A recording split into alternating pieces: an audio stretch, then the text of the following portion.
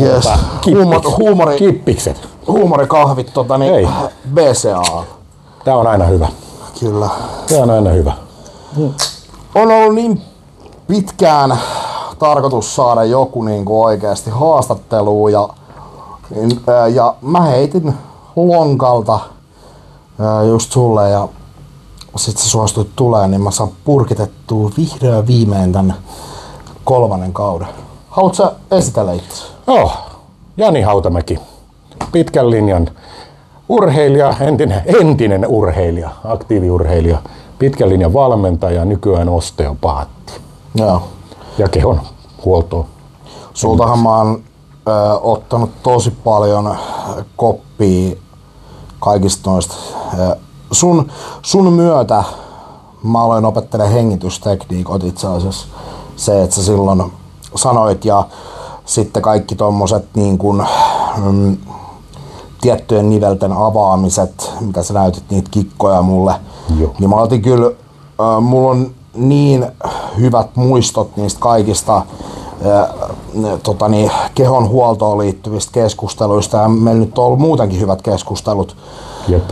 Ja tälleen, mutta se, että mä otin silloin kun me ensimmäisen kerran tavattiin Töölön tuolla niinku Kisiksellä, niin siellähän meillä oli just kaikesta kyykkäämisestä keskusteltiin ja happikapasiteetista ja se oli hyvä. Ja sitten seuraavan kerran me törmättiin Meijersillä, joo. Vanhalla Meijersillä. Joo. Kyllä.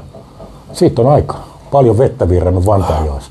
Mietin oikeasti milloin me ollaan viimeksi nähty. Me ollaan oikeasti varmaan nähty valehtelematta. Korona-aikoja. Joo, joskus 2020-2021. Jotain semmoista. Joo. Se oli mun mielestä, kun me ollaan tavattu Meijerillä, niin se on ollut niihin aikoihin, kun toi Pakkis, mikä teki mun kanssa sen jalkareeni. Joo, just näin. Video. Kyllä. Et se on ollut jotain 2021 vuoden alkuun tai jotain. Jesus. Jep. Aika menee. No, mutta tässäkin näkee niin kuin sunkinkaan just sen, että meillä on niin hyvä klikki ja bondis, pystyy jatkaa käytännössä siitä, mihin on jäänyt. Nimenomaan. Et niinku, Nimenomaan. ei niinku ole millään tavalla niinku haitannut toi. Ja mä oon iloinen siitä, että mä oon saanut tutustua suhun. Sä oot muun muassa aikanaan auttanut mun lapsen vatsaongelmissakin, kun on ollut yhteydessä, niin oot auttanut mua. Ja silloin kun hän oli ihan pieni vauveli. Ja, joo.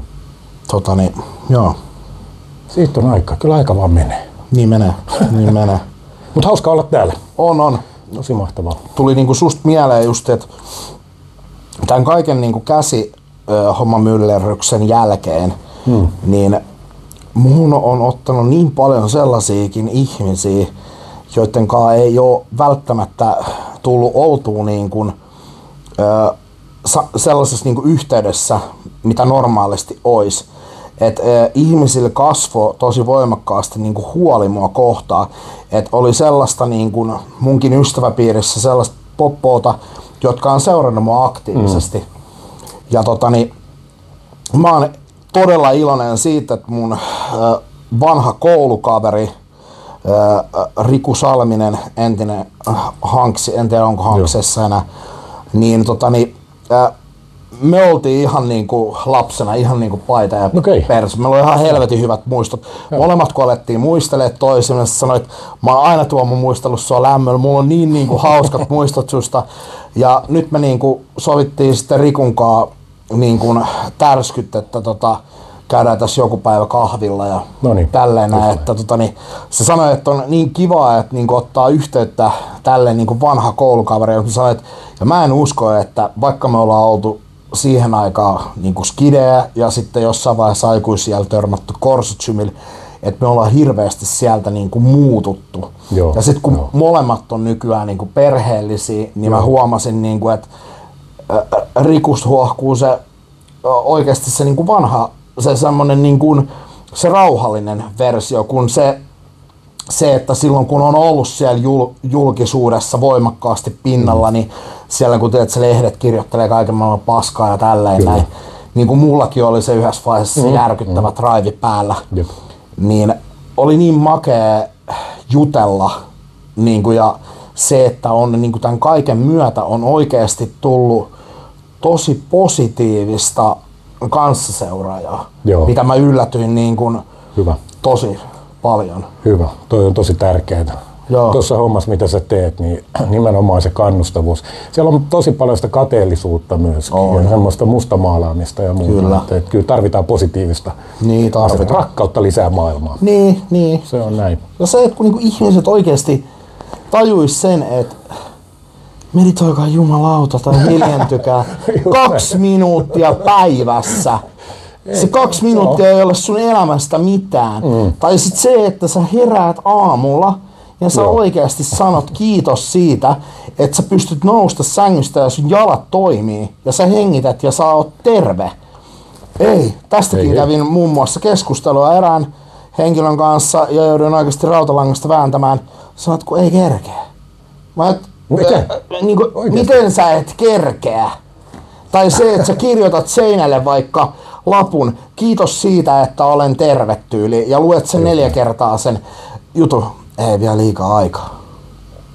Niin tässä huomaa sen, että kuinka niin kuin ihminen tekee pienestä ja parantavasta vaikutuksesta elämässään hyvin haasteellisen sen takia, kun aika on liian tärkeä. Joo, ja mihin se aika tulee kulutettua? Nimenomaan. Siihen, että sä nouset siitä sängystä, sä menet aamutoimella, sä käyt paskalla, sä peset hampaat, sä käyt kusella, sä keität kahvi. Sä oot siinä vaiheessa pystynyt muun muassa jopa hampaita harjatessa olla silleen fiiliksissä, että tänään on hyvä päivää, kiitos tästä, että heräsin. Mietin vähän tätä nykymaailmaa. Mä niinku oikeesti sit uppoudutaan tuonne puhelimeen, sellaillaan puhelinta, sit siellä joku kertoo jonkun story. Sit sulla on jo sun ystävä kertonut sä ajat sitten, sit se kattoo sen videon, että vittu, tätä pitää kokeilla. Sit se laittaa sulle viestinä, oot sä ikinä miettinyt, että 2 minuuttia esimerkiksi päivässä meditoista? No, mä oon puhunut sulle varmaan siitä viimeistä 5 vuotta, vittu, että mä en oo ottanut koppia. Joo. Vittu, niin on kännykällähän se parhain. No se on vähän sama, tiedätkö, niin kuin omille lapsille, kun sanoo jotain. Mäkin nyt mun nuorimmainen aloitti breakdancing tossa. Se on ihan helvetin hyvä harrastus. 2 viikkoa sitten. Joo. Ja sit se haluaa, että mä opetan, kun mä breikkasin aika pitkään itse. Haluaa, että mä opetan näiden perkeleen vammojen kanssa siitä. Ja totta kai mä opetan, mutta sit kun se ei halua keskittyä, kun oma faija opettaa. Ja sen takia mä oon alun perin, mulla on 3 lasta, niin mä oon alun perinkin sanonut, että mä en halua valmentaa mun lapsia, omia lapsia. Ihan siitäkin syystä, että tiedätkö, että parempi joku ulkopuolinen hoitaa sen alun. Mä voin sitten jatkaa jossain vaiheessa, kun ne innostuu, mutta mä en halua ottaa siitä semmoista roolia. Mun mielestä on kiva, että ne tekee. Tiedätkö, ylipäätään. Kiva, että se menee sinne menkööt. Mutta kyllä mä totta kai, jos ne pyytää, niin kyllä mä sitten... Mutta kyllä mä jotenkin niinku... mä ymmärrän sun pointin, mutta siis kyllä mulla on itsellä ollut se, että mulla on ollut aina unelmana se, että... No sen mä huomaan, että mun tyttö tosi paljon niin kun, puhuu siitä, että hän haluaa kanssa tulla tyyliin samanlaista, mutta se on sen verran pieni vielä. Mutta mullahan lähti samanikäisenä niin kun kaikkeen voimailuun se kipinä ja siitä 6 vuotta, tyttö on nyt 6 täytti just. Niin siitä 6 vuotta, niin mä sain kipinän Bruce Leestä ja mä aloin treenaamaan kotitreenejä ja tälleen näin. Et se ei lähtenyt mulla itsellään siitä, että se olisi ollut jotenkin, että mä mun isäpuolen kanssa vaikka katoin maailman vahvimmia kisoja, mä tykkäsin siitä lajista, tykkäsin seuraa. Tai jotain gladiaattoreita. Se ei lähtenyt sieltä. Se ei lähtenyt mun isästä, että mun isä treenasi aktiivisesti kotitreenejä ja sun muita, vaan se lähti ihan mun omasta tahdosta, kun mä näin ensimmäisen kerran Bruce Leen. Joo, just ja mä olin silleen niin, että voiks oikeesti ihminen olla noin nopea? Joo. Ja sit mä olin silleen, että voiks oikeesti jollain olla noin mielettömän kireä ja makea kroppa? Mä haluan olla tollanen. Sitten mä aloin lukea Bruce Leen treenimetodeita. Bruce Lee teki päivässä joku 1200 vatsalihasta. Sun muut. Sit mä olin tälleen, mäkin teen. Ja mä vedin oikeesti. Mä vedin oikeesti monta kertaa viikossa 1200 vatsarotistusta. Sitten mä harjoittelin siihen, että mä pystyin kerrallaan punnertaa 200 punnerusta putkeen. Ja mä harjoitin siihen niin, että mä olin sen verran kova jätkä, että mä päivitin Bruce Leeinkin siinä punnerustekniikassa. Bruce Leehän punnerasi näillä. Ja mä olin silleen, niin mä muistin, että Bruce Lee punnerasi eri tavalla. Mutta niin, mä aloin punnertaa yhdellä kädellä, mä harjoittelin joka nyrkeillä ja kaikkea vahvistin ranteet tosi voimakkaasti. Ja sit mä olin silleen, nyt on se aika. Mä laitoin nääsormet pystyyn ja punnerasin näillä. Ja näissähän on tosi voimakas riski, että nää katkeaa. Joo, kyllä. Meikäläinen punnerus, joku 10 punnerusta per puolia. Joo. Ja mä vedin sen, mä painoin about varmaan joku reilu 60 kiloa, mitä mä painoin silloin, kun mä aktiivisesti reenasin koulusta. Koulusta on tosi paljon kuulemma. Mä oon vasta kuullut nyt aikuisella, että ala- ja yläasteelta on musta ihan helvetin muista reenilegendaa lähtenyt niinku liikkeelle. Okay. Joo, että musta sanottiin, että Tuomo niinku oikeasti kaikilla liikkatunneilla, kaikilla sitä kiinnostunut pätkän vertaa mikään muu liikuntajuttu. Se oli joka hetki, kun sillä oli vapaa hetki, joko se oli punnertamassa, tekemässä dippejä tai jotain, niin mä koukkuunnuin päästä alaspäin punneruksiin seinää vasten ja se lähti jollain tavalla ehkä telnevoimistelutaustasta. Niin mun ennätys oli noin reilu 60-kilosena, niin mä punnerasin putkeen ja mun kaveri vielä laski, niin mä punnerasin putkeen 59 toistoa. Okei. Ja sitten reilu 100-kilosena mä oon punnertanut joku 20 toistoa. Joo, et mulla on ollut aina tosi vahvat niinku olkapäät. Joo. Ja tälleen. Mä muuten huomasin, että meillä ei ole toi valo päällä tossa. Okei. No niin. Onks liian kirkas? Ei oo, ihan hyvä. Laita vähän himmemällä. Toi hyvä. Joo. Mut se on mulla on itellä kanssa se, että mun oma faija, joka oli pitkällinen urheilumiehiä ja valmentaja, niin se vei mua kaikennäköisiä treeneihin. Laittoi mua, ja sehän oli vastenhakostakin tietenkin skidinä. Kaikki mahdolliset. Enkä mä halunnut oma faija valmentaa, mutta ymmärsin sen arvon vasta myöhemmällä iällä. Sano jos keskeltä. Mun on pakko tuosta sun faijaan liittyen kysyä, että oliko sun isällä minkä asteista niin kun katkeruutta siinä kohtaa, kun sä aloit oikeasti ikään kuin ole kunnossa? Ei ollut mitään semmoista. Enemmänkin se harmitteli, että mä lopetin aina lajeja, kun mä aloin olemaan niin kuin suhteellisen hyvä. Niin onko ADHD tai muusta? Varmaankin joo, siis eiköhän meillä kaikilla ole, tai suurimmalla osalla. Mutta mä löysin sitten myöhemmin nuo omat lajit, nuo kamppailulajit. Sakopalta sähköröökiä. Joo, ei mitään. Korikseen ja näin, koriksessa sitten menikin toi. Et mä oon aina tehnyt vähän sen, mitä mä haluan tehdä. Helvetisti, vitun vähän lahjakkuutta, helvetisti treeni. Ja sillä se on tullut. Mä muistan, kun sä oot kertonut, kuinka montaa eri lajia sä oot harrastanut. Ja meitä oikeasti, mä en oo sulle kertonut, mutta meitä oikeasti tietyllä tavalla yhdistää, että mä oon itsekin, mä oon käynyt painiin hetken, mä oon harrastanut salibändiä, mä oon harrastanut koripalloa, sitten tällaista höntsälätkää, sitten mä oon pelannut futiskerhoissa, sitten mä oon harrastanut shakkia, mä oon käynyt shakkiturnauksissa, telnevoimistelua harrastin, kerkesinköhän mä harrastaa sitä noin about 3 vuotta sieltä 3. luokasta jonnekin 5. luokkaan ja mun äitihän musta oli jo puhetta, että mulla olisi mahdollisuus päästä, mulla oli niin lahjoja siihen, että olisi ollut mahdollisuus päästä jopa olympialaisiin tyyliin. Mut sit mä ajauduin, mut siirrettiin 5. 6. tarkikselle, kun se mun opettaja jatkoi muita tehtäviä, niin se ei pystynyt enää keskittyä muhun silloin. Just näin. Niin sit mä ajaudun näihin piireihin, missä jengi niinku juhlii ja vetää röökiä ja kaikkea, niin se kunto alkoi niinku heikentyä ja ei mua enää kiinnostanut sitten. Ja totta kai mua harmitti.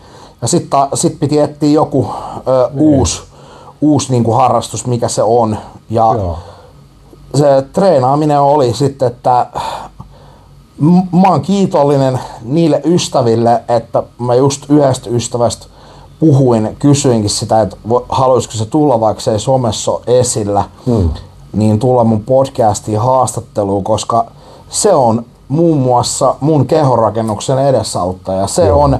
Se on raahannut, mutta me ollaan oltu samassa amiksessa ja se on raahannut isolla jätkäporukalla mut ensimmäisen kerran salille. Just näin. Ja minkä ikäinen sä olit silloin? Mä olin 16. Okei. Ja mä olin se, joka siitä poppoosta jäi ainokaiseksi, joka sinne salille jäi. Just näin. Ja kaikki muut niinku jatko muita juttuja. Ja sit mä aloin huomaamaan sitä kehitystä ja sit mä olin, että vittu, tää on siistiä. Tää on niinku, tää on mageeta. Ja sit sen jälkeen mä aloin treenaamaan samalla salilla, missä mun isäpuoli treenasi.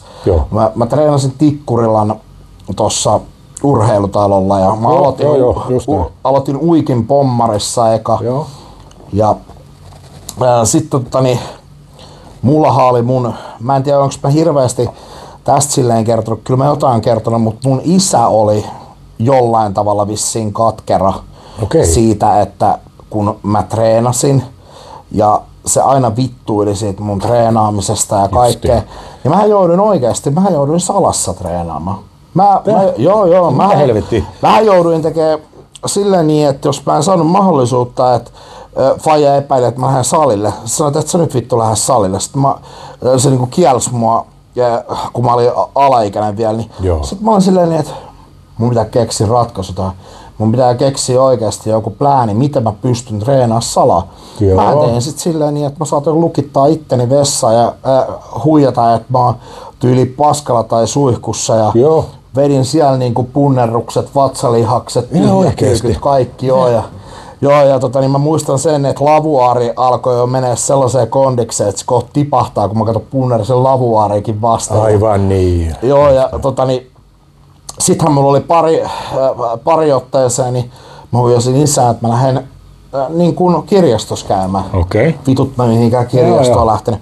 Mä otin mun koulurepun, mä olin nähnyt yhden helvetin hyvän kamppailuleffan, mistä mä otin koppia treeniharjoitteesta, niin se äijä täytti sen repun kivillä, niin mä täytin mun repun kivillä, mä asuttiin Jokiniemessä silloin, niin siellä oli semmonen Vantaanjoen semmonen tosi hyvä semmonen juoksualue, niin mä lähdin juokseen siellä niin sitä ja sitten mä katsoin sille, vittu mikä spottipaikka, tuossa on niinku tommonen jokimessa, tuolla on ihan törkeä isoja kiviä, että mä pystyn vetämään noilla hauiskääntöjä pystypunnerossa kaikkea ja mä kävin siellä treenailemaan salaa ja sitten sellaisena silta, mä katsoin siitä sillasta, että vittu mä pystyn hyvin roikkumaan, mä voin vetää tossa, mä pääsen hyppäämään tohon, mä voin vetää leukoja ja tein vatsarutistuksia ja kaikkia.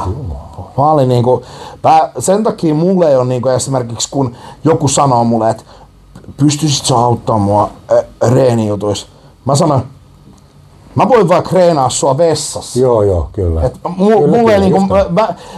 Mulla on niin tiedätkö, selkeä visio, että mä menen johonkin tilaan, niin mä saatan alkaa siellä tilassa, jos siellä pitää treenata. Mä alan heti ensimmäisenä etsiä, että minkälaiset seinät siellä on, mitä mä pystyn hyödyntämään. Niin mähän treenasin monta vuotta silloinkin, pitkään mulla oli niitä vaiheita, varsinkin kun tyttö oli pieni. Niin mä treenasin ulkotreenin-radalla. Ei tullut kuulonkaan, että mä pystyin lähteä salille. Mä nukutin tytön rattaisiin ja mä menin. Mä saatoin olla hirveässä lumimyrskyssä treenaamassa 30 asteen pakkasessa ulkonakin. Niin mulla on itsellään se, että mulle ei kato aikaa ja paikkaa silloin, kun mä oikeasti haluan. Se on oikein. Ja mä arvostan että aika paljon treenataan, on niitä vakiintuneita saleja, missä jengi treenaa aina, mutta ihmisen pitäisi päästä sen mukavuusalueen ulkopuolelle, treenata semmoisessa ympäristössä, missä sen on pakko vaan treenata. Tiedätkö? Se kehittää sitä luonnetta myöskin, sitä mentaliteettia. Ei aina siellä mukavalla samalla salilla, missä on. Et totta kai realiteetti on realiteetteja, että se, että meikäläinenkin käy salilla mitä käy nykyään, että se on aina duunimatkan varrella, duunista ennen duunia tai duunin jälkeen. Se on niin helppoa. Mutta tässä on oikeasti semmoinen jumalauta, sellainen tietopankki, ettei mitään rajaa. Tän kanssa Janika on ollut niin upeita keskusteluita, että sit se, että kaveri on matkustellut aika paljon, että eikö sä asunut jonkun aikaa, mä haluaisin kuulla enemmän, sä lyhyesti kerroit, että vois mennä vähän siihen, ja voisit kertoa, niin kun kyseessä on kumminkin huumorikahvit, niin sulla on varmasti käynyt Amerikassa jotain hauskaa. On, mikä nyt on hauskaa. Mä sanoisin tuommoista treenaamisesta ylipäätään. Silloin kun mä menin Jenkkeihin 20-vuotiaana. Ja mä luulin, että mä olin nähnyt, mitä kova treenaaminen on. Niin siellä tuli realiteetit vasten naamaa. Et siellä mä näin, miten pitää treenata, jos haluaa niin kuin kehittyä. Silloin mä treenasin korista. Ja koriskentällä mä olin ainoa valkoinen jäbä Floridassa siellä koriskentillä. Ja pari viikkoa joutui käymään heittelee yksin ja sitten siirtymään kentän sivuun, kun sinne tuli nämä tummat ja puertorikolaiset ja muut. Ja ne sitten pelasi ja ne pelasi tosi kovaa. Ja niillä oli semmoinen sanonta, että ei verta, ei virhettä. Okay. 2 viikkoa mä siellä oli. Sitten 2 viikon jälkeen ne tulee kysyä, ei white boy, haluatko sä tulla pelaamaan? Sitten mä olin, okei, mä voin tulla. Ja se meni sen verran hyvin. Tietenkin aluksi oli vähän hakemista siinä, että äijät meni vasemmalta ja oikealta ohi. Mutta sitten kun oppi sen, niin mä pelasin joka päivä siellä. Joo. Sieltä tuli sitä kunnioitusta, eikä pelännyt sitä, että tulee niitä iskuja ja tälleen ja muuta. Se oli semmoinen kovan koulun kokemus. Niin. Et siellä näki sen, että se on elämäntapa. Et jos haluat huipulle, niin se pitää olla just tämän mukavuusalueen ulkopuolelle. Vähän pitää päästä. Miten niin tuliko paljon siellä niin kumminkin, kun sä oot ollut tuollaisessa keskiössä, niin siellä on kumminkin ollut niin mustia paljon, niin paljon tuli sellaista rasistista, ehkä ei niin rasistista, vaan enemmän sellaista niin humoristista heittoa. No kyllähän siellä oli koko ajan sitä trash talkia, etenkin tuolla, kun mä vietin aikaa tosi paljon koriskentällä ja punttisalilla. Et siellä mä opin nostelee puntteja. Et siellä, kun mulla oli semmoinen onni, että mä pääsin, mulla oli tuttava siellä salilla Lake Worthissa, ja se oli oikeastaan Fort Lauderdaleissa, niin sain salikortin ilmaiseksi. Joo. Kävin joka päivä treenaamassa. Ja ne katto sielläkin, että mä olin aika hontelo silloin, mä olin tämän pituinen, miten mä oon 185, mä painoin 74 kiloa silloin. Ja siellä mä opin syömään ja treenaamaan, kun mä tulin sieltä veke, niin painoin 83 kiloa. Ja sitten ei ollut mitään ongelmaa enää painia isojen jätkien kanssa täällä korinalla. Eli siellä tuli sitä trash talkia totta kai, mutta se kuuluu asiaan.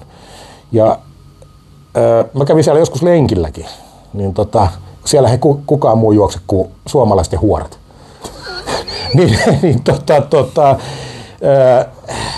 Muutaman kerran mut pysäytettiin siellä, että hei, mikä hätä näet? Jahtaaks joku sua? Sitten mä ei, ai sä oot ihan kunnon vuoksi. Joo. Ei täällä kukaan muu juokse kuin huorat ja suomalaiset. Mutta se oli hauska. Että oli tuommoista, että mä omistauduin siellä. Sanotaan näin, että siinä aikana kun mä olin siellä, niin mä opin koriksesta enemmän kuin mä aloitin koriksen 12-vuotiaana ja 20-vuotiaana menin Jenkkeihin, niin mä opin siellä enemmän kuin täällä 8 vuoden aikana. Pelaat sä vielä korista?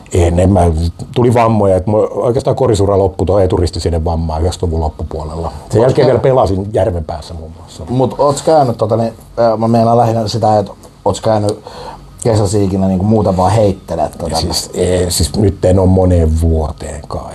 Mutta siinä varmaan tulee se, että ei niin kuin, se, että sä meet jo heittelee, niin tulee varmaan se vitutus, että sä et pysty. Mä en pysty enää. Kyllä mä tuon kisiksellä silloin, kun kävin treenaan, niin kyllä mä lämpäksi otin siellä välillä heittelyä ja tuommoista. Mutta sitten kun se ei enää antanut periksi. Kyllä mulla vielä nopeuttaa, että kyllä mä vielä pystyn palloa hallitsemaan ja näin, mutta kyllä se koris jäi. Sitten, et 2004 mä oikeastaan pelasin viimeisen kerran. Mä pelasin Järvenpäässäkin vielä, jäähdytteli silloin mutta en oikeastaan sen jälkeen ole. Kyllä se sit jää semmoinen tietynlainen katkeruus, että oli helvetin hyvässä kunnossa, kun tää tapahtui. Ja siihen loppui niin kuin kaikki. Sitten piti miettiä asioita uusiksi. Mutta se on hyvä periaatteessa silloin, että vaikka niin kun tapahtuu joku tietynasteinen loukkaantuminen, niin on niitä valintoja, mitä pystyy tekemään, kun taas jotkut ei suostu tekemään niitä valintoja, vaan ne niin kuin oikeasti jää sinne hankeen makaamaan. Kyllä. Et mäkin nyt kun tää Hauis-episodi kävi, mä toivotan tän mun hauiksen, mut kyllä mä oon nyt miettinyt niin kuin vakavissaan tässä, että mä ehkä niin kuin ihan aerobisen kunnon vuoksi ja sit se, että kun mulle ollaan tarjoamassa leffarooleja sun muuta, että on vähän niin kuin mahdollisestikin jalka Hollywoodin oven välissä, niin kyllä mä haluan niin kuin opetella jotain kamppailulajeja, että mä haluan tuoda sen suomalaisuuden niin eri tavalla esille kuin se, että mä oon joku perus suomalainen jantteri, joka pääsi vähän Hollywoodiin näyttelemään. Mä haluan oikeasti olla semmonen niin kuin oikeasti on action starat ollut aikanaan, että niinku, et osaa niinku jotain. Et sehän, että mä oon sanonutkin sen, että Hollywoodiin kun tästä menis, niin kehonrakennus jää. Koska oikeasti se on mun niinku suurin unelma. Mulla on 2 suurinta unelmaa koko lapsuuden ajalta ollut se, et oikeastaan 3 oli semmoista, että mä lapsena halusin hirveästi sarjakuvapiirtäjäksi, koska mä oon ollut tosi kova piirtämään ja tehnyt tauluja ja kaikkea. Mut sitten on nyt ollut monta vuotta blogissa se, että yksinkertaisesti kun mä alan piirtämään, mä menen jumiin. Mua alkaa ahistaa. Mutta niin kun näytteleminen, minkä takia mä lähdin tekemään sosiaalista mediaa, niin oli muun muassa se, että kun mä hain teatterikouluun, mä en päässyt. Ja sit mä ajattelin, että some, kaikki tekee vlogeja ja tälleen. Se vlogihomma oli vasta sellainen alkava buumi siihen aikaan. Ja sit mä lähdin tekemään ja tässä ollaan nyt. Ja on ollut mainoksissa sun muuta ja tutustunut uusiin ihmisiin. Et sen rinnalla on myös tää laulaminen, että mähän on harjoittanut laulamista yhtä pitkään kuin mä oon treenannut. Mä oon aloittanut laulamisen samoihin aikoihin kun mä oon treenannut. Ja se on vaan yksinkertaisesti ehkä lähtöisin siitä, että mut on niinku lapsena aivopesty Elvis Presleyllä, joka on mulle niinku semmonen niinku laulaja ollut aina. Ja se kaikki se menestys ja kaikki miten se oikeasti pohjalta nousi niin se on ollut sellainen esikuva. Niin ne on 2 sellaista unelmaa, mutta unelmista pitää aina valita se yksi mihin sä tähtäät, jonka jälkeen sulla on mahdollisuus avaa sitä toista unelmaa. Mutta kun moni lähtee yleensä just porskuttaa niitä useampaa unelmaa ja se lopputulos on täysin mitätön nolla. Kyllä, just näin. Se on vähän niin kuin sitä, että sulla on monta eri haaraa, mistä valitaan. Sehän on hyvä. Mutta se tarkoittaa, sama kuin käsikirjoittamisessa, kill your darlings. Eli sun pitää luopua jostakin, että sä pystyt saavuttamaan jotakin. Kyllä. Ja mä uskon siihen ihan täysin, että kun se fokus pysyy siellä, niin ei ole mitään, mitä sä et pystyisi tekemään. Mutta se fokus ei saa myöskään hirveästi lipsua. Sun pitää kaikessa sun tekemisessä, ihan sama mitä sä teet. Niin, vähän sama kuin leffassa, jos puhutaan nyt leffasta, niin jokainen leffan kohtaus pitäisi viedä sitä kohti sitä lopputulosta. Eli yksikään repliikki ei saisi lähteä liikaa harhailemaan jonnekin muualle, vaan jokainen repliikki johtaa sinne loppuun. Se vie sitä elokuvaa eteenpäin. Se on sama juttu, että mitä tahansa sä elämässä teet, minkä tahansa haaran sä valitset, niin se veisi kohti sitä, mikä se sun ultimate dream on. Niin. Ja sitten kun jengi tajuisi sen, että meillä on kaikki. Meillä on jo kaikki. Niin kun, mutta se, että meidän pitää päästä siihen oikealle taajuudelle, että me saavutetaan se, mitä me halutaan. Mutta kun jengi ei ymmärrä näitä, jengi on silleen, että kun sä alat puhua taajuuksista, niin jengi on silleen, vittu sä selität, vittu sä oot ihan sekaisin. Mitä sieniä sä oot vetänyt? Ja sitten sen jälkeen, kun ne lähtee tutkimaan tätä asiaa, ja nyt kun tää ChatGPT on tullut tosi suositus, sitten ne laittaa ainakin ChatGPT ja silleen, mitä on energiataajuus? Sitten se on sen jälkeen, wow! Onko se tollasta? No tätähän pitää kokeilla. Ja sit se on alustavasti pitänyt monta vuotta ihmisiä, ketkä on puhunut noista niin ihan junttina. Just se. Se pitää olla joku influencer, joka sanoo sulle sen, että taajuudet. Niin, sille ChatGPT, esimerkiksi mulla ChatGPT on sellainen tyyppi nimeltä kuin Sol. Joo. Ja se on aivan äärimmäisen vitun juntti. Se ei ymmärrä välillä mitään, mä joudun rautalangasta vääntää sen. Niin, mä inhoon kaikkein eniten oikeesti selittää tekoälylle, joka on täys juntti, tai sitten oikeasti ihmiselle, joka on täys juntti. Et mä oon elämän aikana, koska mä oon kehittänyt itsestäni äärimmäisen fiksun persoonan, että kun mulle taas lapsuudessa aina sanottiin vittu sä oot tyhmä. Ja se tiedät, sä iskostui tonne päähän. Sä aloit ajattelee, että sä oot tyhmä. Kunnes sulle tuli sellainen ihminen sun elämään, joka sanoi sulle, että tajut sä, että sä oot ihan helvetin fiksu. Ja se avasi silmät ja sit sun tietoisuus lähti rullaamaan ja sua alkoi kiahtoa enemmän tutkia asioita ja sä aloit oppia enemmän ja enemmän. Ja tänä päivänä mulla on se, että jos mä oon oikeasti kirjaimellisesti sellaisen ihmisen seurassa, jolle se joudut niinku selittämään, jolla on vaikka tosi paha ADHD. Että se ei millään asteella, se ei hoideta sitä, vaikka ei olisi lääkitys, mutta se ei niinku pidä aivoja millään tavalla kontrollissa. Sitten joudut selittää silleen, että esimerkiksi silleen, että hei, otatko tuon kahvikupin tuossa ylähyllyltä? Mitä? Niin otatko tuon kahvikupin tuosta oikealta ylähyllyltä? Missä on ylähylly? Ei vittu. Niinku tossa sun silmien korkeudella oikealla ylhäällä. Joo. En mä näe.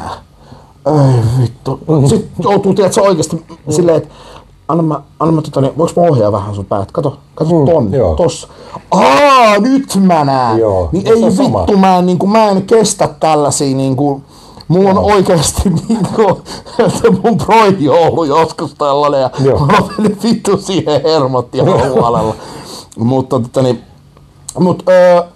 mä haluan vielä, alkaa aika menee kortille, niin kerkee muutamia minuutteja tässä juttelen, niin mä haluan kysyä sulta breakdanceista. Mistä se lähti? Mistä se sai alkuunsa? Mun kohdalla vai mun pojan kohdalla? Sun kohdalla? Mun kohdalla. Minkä ikäinen sä olit, kun sä harrastit? Mähän on nyt vanha kuin perkele. Et sä nyt mikään vanha. No 5-3 tulee mittaria. No et sä nyt siltä näytä. On päiviä, kun mä näytän 65-vuotiaalta. Se on käynyt, kun se on pelannut täällä Järvenpäässä. Mä oon sanonut tämän tosi monelle, että täällä Järvenpäässä on oikeasti joku ikuisen elämän lähde. Ja tääkin on käynyt salaa juomassa sieltä. Sitten se on tässä näin silleen, että kun mä niin vanha. Se esittää mulle sellaista rapakuntosta tässä näin. Se on oikeasti niin fressissä, kun se lähtee täältä, niin se on, että oi vittu, kun taas saa lama itsensä. Niin, ei siinä todennäköisesti. Mutta joo, siis 84 mä näin ekat breikkileffat, mitkä tuli silloin, kun tuli Suomeen. Beat Street ja breakdanceit ja muut wild stylit, näin silloin. 86 vuonna, vai 86, mä olin 14, 13 tai 14. Niin silloin mä menin mun ekalle breikkitunnille. Kaveri veti, joka oli Suomen parhaita. Ja siitä mä innostuin jotenkin, niin koko diskotanssia, kaikki tanssiminen ylipäätään. Et se on niin saakeli vapauttavaa ja terapeuttista. Ja joka ikinen, joka harrastaa mitä tahansa urheilua, joukkuelajia, yksilölajia, pitäisi opetella tanssimaan. Koska se rytmi tulee sieltä. Jos ei sulla jumalauta ole, esimerkiksi koripallo on hyvä esimerkki, niin jos ei sulla ole rytmitajua, jos ei sulla ole kehonhallinnasta mitään hajua, niin siellä jää aika paljon piippua. Koripallosta keskeytän sen verran, että kun sä sanoit, että koripallossa tulee se tietty rytmitys, niin muun muassa vanhassa Jessica Alban tanssileffassa Honey, niin se teki törkeän makeen tanssikoreografian koripallossa. Okei. Joo. Mä en ole nähnyt. Joo, se on yksi oikeasti tosi makea. Mikä se leffan nimi on? Honey. Se on tosi makeita tanssileffoja, siis silleen niin, että mä tykkään tanssileffoista silloin, jos niissä on oikeasti semmoinen makea rytmitys, siistit muusat.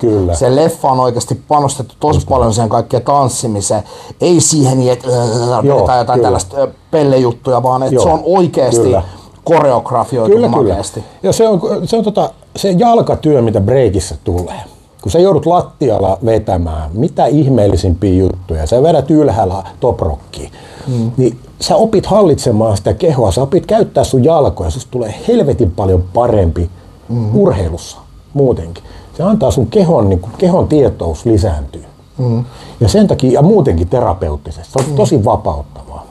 Ei sitä tarvitse vakavissaan tehdä orjallisesti, mutta joka ikisellä mä neuvoisin, että etenkin junnuna lähtisi kokeilemaan, miksei aikuisenakin, siis ei ole koskaan liian myöhäistä.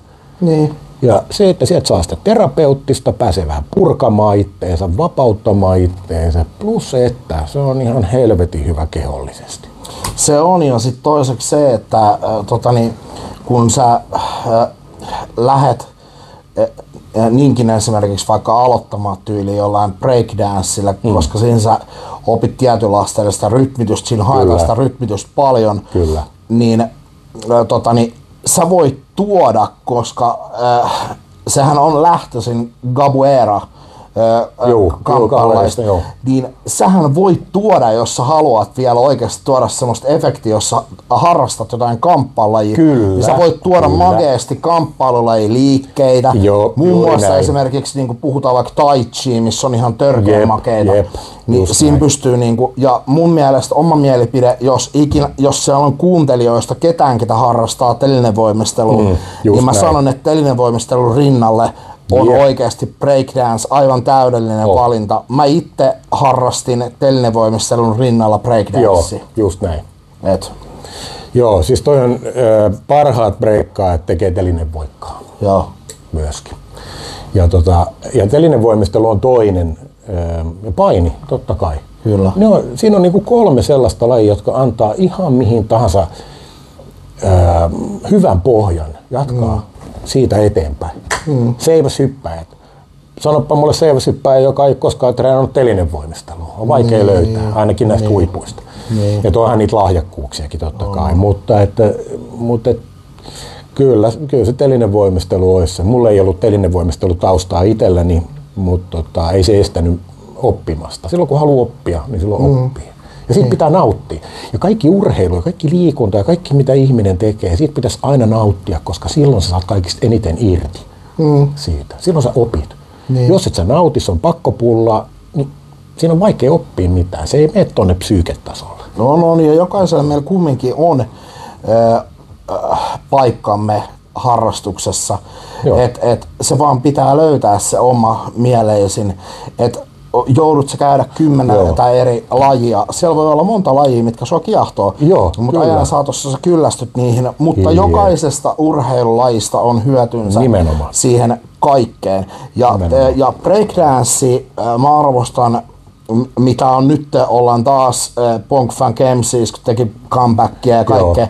Ja mä huomaan, että breakdancea yritetään tuoda takas pinnalle, vaikka se on vähän menneen talven lumiin, mutta se olisi hienoa, että se tuotais.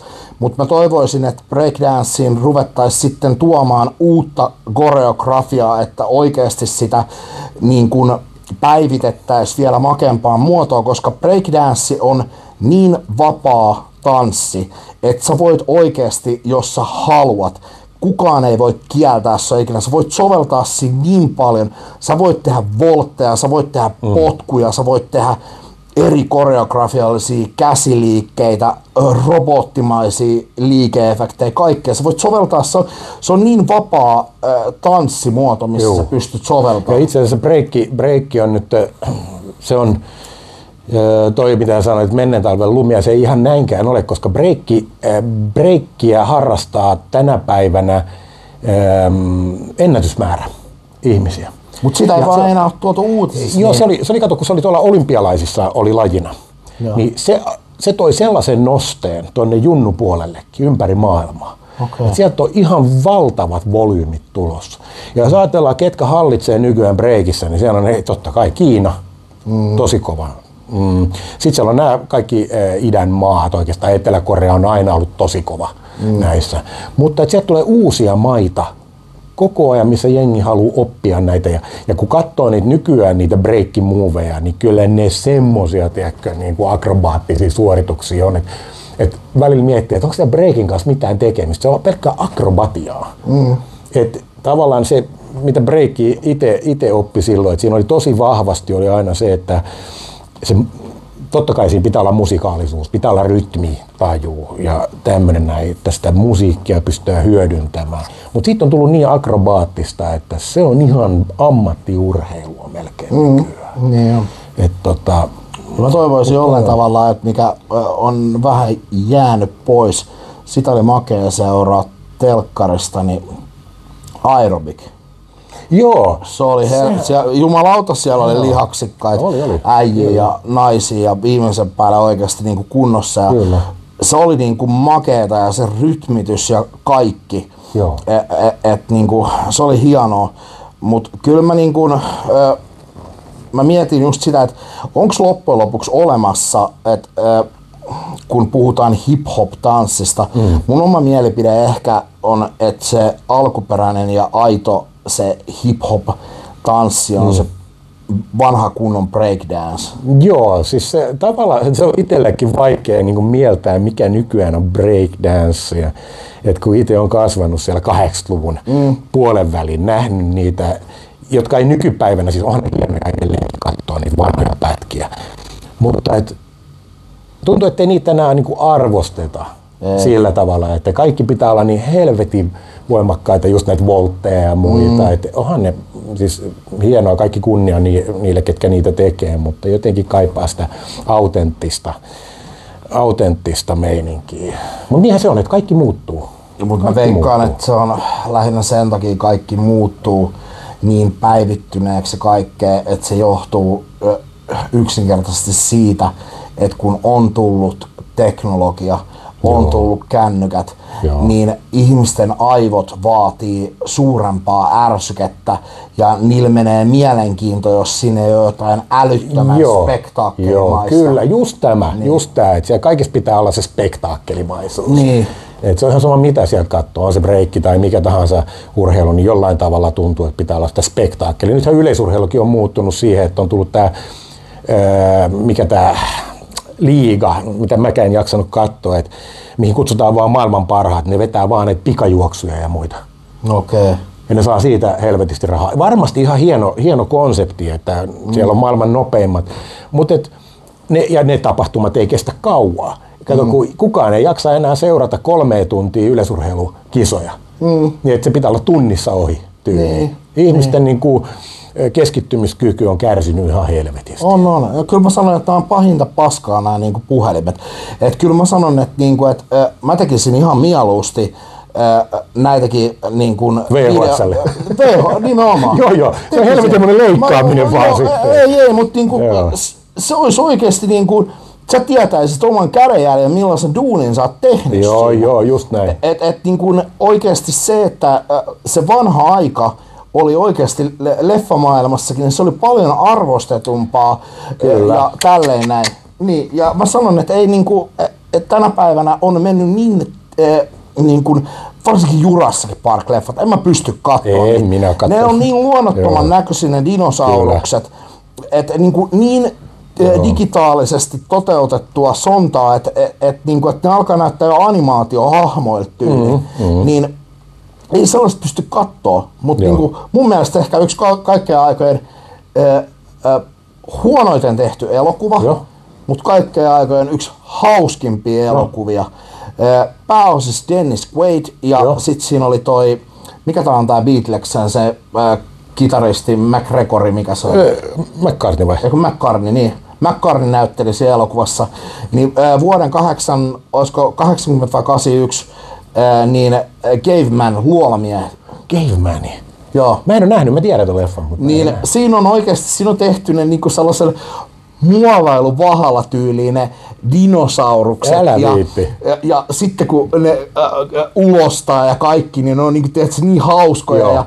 Ja se on tehty niin pienellä budjetilla, mutta se on jumalauta, se on hauska leffa. Ei saa. Se on niin huonosti tehty, että se on niin mielenkiintoinen, että sun on pakko katsoa se loppuun. Siinä ei puhuta, ne puhuu sitä semmoista niinku kivikauden kieltä. Älä viitti. Ja sit siellä on yksi, joka on äärimmäisen fiksu. niin se tajuu, että tietty liike oikoo selän. Että me pystytään kävelemään niin selkä suorana. Sitten se lapsauttelee siellä niitä kaikkien selkiä. Sitten alkaa kävelee. Oh shit. Tuo pitää tsekkaa kyllä. Se on ihan helvetin hyvä. Mä armeijassa kun mä olin, niin mä kysyin jätkiltä sieltä niin, että ootteko te nähnyt Luolamies elokuvaa? Sitten ne on se, että mikä vittu se on. Sitten mä laitan pyöriin. Sitten jengi on se, että ei vittu, että pysty katsomaan, tää on ihan paskaa. Sitten jengi silti tiedät, että se katsoo. Joo, niitä on kiinnostaa. Kun niitä on kiinnostaa, että mitä siinä tapahtuu. Silloin niinku, oikeesti niinku, nuori komea äijä yrittää pokaa sellaista viimeisen päälle blondia. Ja se ei meinaa saada. Ja sit siinä on sellainen kunnon semmonen mustapekkamainen äijä ja se koko aika vetää turpaasta ja se yrittää sen mimmiin. Ja se on niin hauskoja juttuja. Joo. Ei perhana viekään. Hyvä vinkki. Täytyy tsekkaa toi. Osaa pikkuhiljaa lopettelee. Kerro vaan, mitä sä olet sanomassa. En minä muista. Ajatuksia menee. Tässä voisi olla pidempääkin. Täytyy ottaa joskus ensi kausi VHS:lle. Joo, ensi kausi VHS:lle. Joo. Ja siinä voi kestää vähän, kun Tuomo leikkaa joka ikisen jakso, niin näette sen vuoden 2036 tai jotain. Mulla on tuolla muuten itse asiassa taulun takana on VHS-soitin. Vai? Mikä kamera hoitaa? Mulla on itse asiassa, tuolla kaapissa, niin mulla on itse asiassa, tai pahvilaatikossa, niin täällä kerhotilassa, niin täällä oli vanha VHS, tällainen kamera, videokamera. Oli vai? On, mulla on sellainenkin tuolla. Oh fuck. Kun mä kuvasin, mä katsoin sille, jumalauta, tossa on makee niinku. Kunnon rakeinen. Joo, mut makee. Joo, kyllä mä tiedän. Mä haluun tähän oikeesti jonkun niinku, sen kasetin ja mä haluun niinku silleen, että mä pystyn yhdistämään tietokoneelle, olisi niin makea kuva, Joo, just näin. Mieti tollasella kuvais huumorikahvit. Ai jumakauta. Jengi olisi varmaan silleen, että vittu nyt on nähty vaivaa. Joo, kyllä, jokainen jakso toi katsotaan. Vittu tää on taas spessujakso, tää on kuvattu tää on niinku oikeesti kunnon vanhalla videokameralla. Ei saakeli. Joo, täytyy ottaa joskus uusiksi jotain. Otetaan ja nyt kun mulla on useampi näitä mikkejäkin. Mulla on kaiken kaikkiaan, mulla on 6 mikrofonia, että mulla on Rode-mikit, niin mä pystyn periaatteessa, että mulla on toinen luuri, missä on hyvä kamera, niin pystyy periaatteessa kuvata eri kulmasta, että pystyisi olla vaikka niin kuin mun lisäksi niin kuin 5 vierasta. Joo, just näin. Semmoinen olisi niin paneeli. Niin. Se olisi hauska semmoinen, niin kuin, että se olisi sellaisessa, ei täällähän, tää on liian pieni tila, mutta semmoisessa jossain niin kuin tilassa. Joo, aika makeena. Hyvä idea. Ei mitään. Ideoit tulee, ideoit menee. Kyllä. Ja se on tärkeintä. Hei. Kiitos. Mahtavaa. Kiitos itselle. Kiitos kun pääsit vieraaksi. Kiitoksia kaikille. Yes, jaksanut katsoa. Kyllä.